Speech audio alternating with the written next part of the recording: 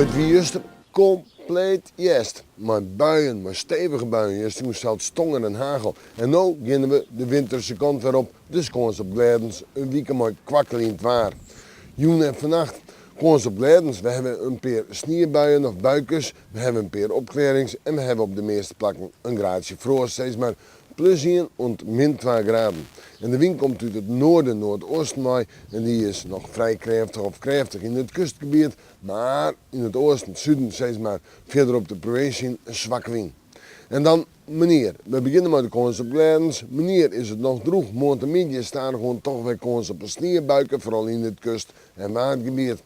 En verder zijn er aardig bij de temperaturen die erin opnemen tussen de plus 1 of plus 2 graden in het oosten en het zuidoosten, want plus 5 op de eilanden. Ja. En dan de wind, matig en vrij krachtig, uit het noordoosten en het noorden bij. In de nacht werd sneeuwbuikers, wij komen ze op Gledens en dan zetten we terug naar het Fruitsjoch. Waanzin, Toonsje en Vreed. Waanzin en Toonsje nog winterse buien met temperaturen nu daar. Nou, ik denk 1 of 2 graden in de plus. In de nacht min 1 of min 2 graden. Zo'n spultje is het zowat.